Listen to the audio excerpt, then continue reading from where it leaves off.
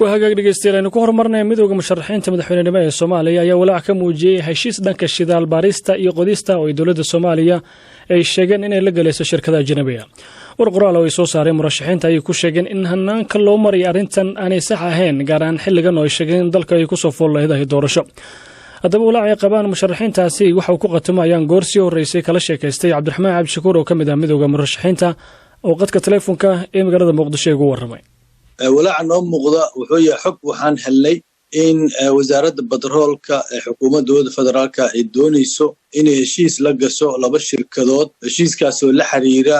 ruqsadsiin ay ku bixinayso ruqsad baaris shidaal lagu sameeyo dalka meelo kamid ah looga sameeyo arintaas awalwal iyo walaac weyn aan ka qabnaa taasaan ku soo saarnay qoraalka aan la wadaagnay dadka Soomaaliyeed iyo kambaniyadii arintan ay qusaysay inta sharciyada shidaalka iyo hanaankiisa ma dhameystirna oo sida la socoto sharciga wadaaga kheyraadka wali laga ma heshiinin sharciga canshuuraha la xiriira wixii ka soo baxa kheyraadka dabiiciga ah wali ma dhameystirna sharciga iibka shidaalka ma dhameystirna marka sharciyadii la xiriiray shidaalka hay'adda waa la socotaa kheyraadka Soomaaliyeed xukuumadii xilgaarsiinta ra'iisul ku-xigeenka oo sii hayay yaa lagu ansixiyo sharci darray ahayd oo ma haysan xukuumaddaas kalsoonida baarlamaanka marka waxa dhan ayaa horta ku sharci darro ku dhisan labo waxaan shaki weyn ka qabnaa xilliga lagu soo aadiyay iyadoo dhowr iyo 40 maalin ka hasan tahay xilka madaxweyne Maxamed Cabdullaahi Farmaajo in la yiraahdo shirkado shidaal yaa heshiis la gelayaa waqtiga aad u kooban oo ujeed inta ka dhimo muddaxileedkii madaxweynaha iyo hay'adaha dastuuriga baarlamaankii TCna ay dhamaatay marka waxaan u aragnaa in maslaxa khaas ah oo allaha doorashada lagu gelayo hanti laga raadinayo kambaniyadaas inay tahay marka anaga walwalkaas aan qabnaa waana ka digaynaa madaxweynahana qoraalan u dirnay kambaniyada arintaas raba inay galaan qoraalan u dirnay inta qaybsay kheyraadka dalka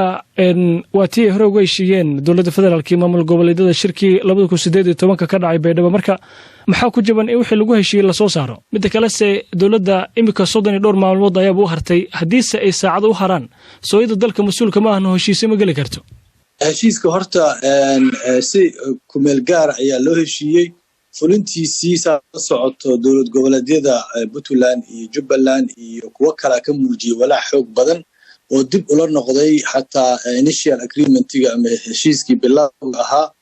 waxa la isku hayaa waxay tahay heshiiska yaa gelaya heshiiska anaga waxaan rabnaa oo dad badan oo Soomaaliyeed ama dawlad goboleedyada qaarkood ama dadka u daneynaya maslaxadda Soomaalida heshiiska inuu baarlamaanka Soomaaliyeed gelitaankiisa leeyahay ta kale waxay dhaawac weyn ku tahay arrimihii deyn cafinta oo socday dhaawac weyn ku tahay oo saa la socota IMF World Bank waxa la yiraahdo extractive industrial ayay naftiisa sharcigaas oo la ansixinin kii iibgeynta oo la ansixinin wixii dhan oo sharci la xiriira hawshan oo la ansixinin yaa la rabaa in la galo xukuumadda iyadoo intaas ay ansixinay muddo yar u dhiman tahayna waxa ay saxiixayso way iska muuqataa in kickbacks wixii la dhigi jiray kambaniyadaas lacag inta laga qaato loogu daneeyo ololaha doorashada ayay tahay waxaan diidanahay oo maslaxadii ummadda Soomaaliyeed halkaas si cad anagu u jeedna loo bilaqayso waxaan diidanahay arrimaha shidaalka muddo ay dawladda ka soo shaqeynaysay oo shirar badan ayaa lagu qabtay dalka dibadiisa hanaan muddo socdayna uu ahaa marka imika oo hooshii gabagaba tahay inaad dhalishaan maxaa warkiina loo fasirin karaa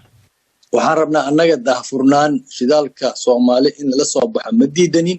laakiin waxaan rabnaa wixii lagu heshiiyay in la fuliyo walaalo heshiisyada laga maarmaanka u ah in la galo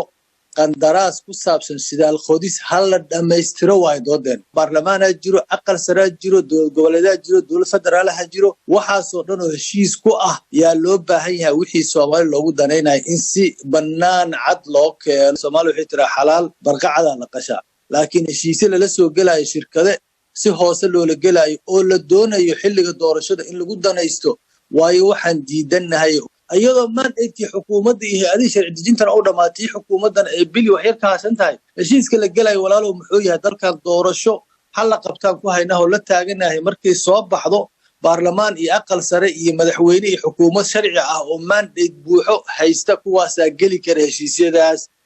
Cabdiraxmaan Cabdishakuur in shidaalka waddanka la soo saaro oo dadka Soomaaliyeed looga faa'iideeyo kheyraadka maxaa ku jabana ku weydiiyay mid kale se wixiinu soo lama fasirin karo talaabo walba oo qaado dawladda aan kula dhigno in Soomaaliya la suuq geeyo inuu shidaal ku jiro dhib kuma qabno haddii Koonfur Afrika lagu qabto ama haddii tax Mareykan lagu qabto waxaan ka hadlaynaa waxa waaye markii heshiis la gelayo waa in la maraa wixii la dhigtay in lagu heshiiyo in la sameeyo waay war waxaan leenahay waxayna wacdiya anaga shuruucda iyo qaabkii iyo hay'adihii lagu heshiiyey in markii shidaal qandaraaskiisa la bixinayo la soo maro hala soo maro intii la soo maro shuruudii hala buuxiyo kaasi wuxuu ahaa Cabdiraxmaan Cabdishuur oo kamid ah midowga murashaxiinta oo qadka telefoonka ee magaalada Muqdisho ugu waramayay haddaba dhegeystayaal nomaan ay suurtagalin in eedeymahaasi aynu wax ka weydiino mas'uuliyiinta dowladda federaalka hase yeeshee wasiirka batroolka Cabdirashiid Maxamed oo marsii horeysay la hadlay warbaahinta dowladda ayaa faahfaahin ka bixiyay wadada loo maray sharciga batroolka annaga wasaarad ahaan waxaan ku dadaalnay inaan dib u eegis ku sameeyay sharciga golahii wasiiradan marsiinay 2017 bishii Oktoobar isla markiina waxa loo gudbiyay golaha shacabka inta uu yaalay waxa ummadda Soomaaliyeed ay ku heshiisay heshiis loo yaqaan heshiiska lahaanshaha maamulka iyo wadaaga khayraadka Soomaaliya oo ay wada saxiixdeen dowladaha xubnaha ka dowladda federaalka iyo gobolka Banaadir sharciga baarlamaanka jiilay heshiiskaas u noqday muxuu ahaa sal oo lagu saleeyay wuxuu cadeynay heshiiskaas yaa khayraadka iska leh sidee loo wadaagay hadduu soo baxo yaa maamuli doono intaas heshiiskaas ka jawaabay heshiiskaas markii lagu saleeyay sharcigi golaha shacabka wuxuu ansixiyay bishii May 2019 waxa marka shuruucda markii golaha shacabka ka soo gudubto waxa markaas waxa loo gudbiyaa aqalka sare wuxuu haystay muddo ku dhow 7 bilood oo uga shaqeynayay bishii January ee sanadkii la soo dhaafay 7deedii ayuu aqalka sarena ansixiyay sharciga batroolka Soomaaliya waxa uu dhinayd marka oo kaliya in madaxweynaha uu saxiixo madaxweynahana wuxuu saxiixay bishii February sanadkii la soo dhaafay 8deedii 2020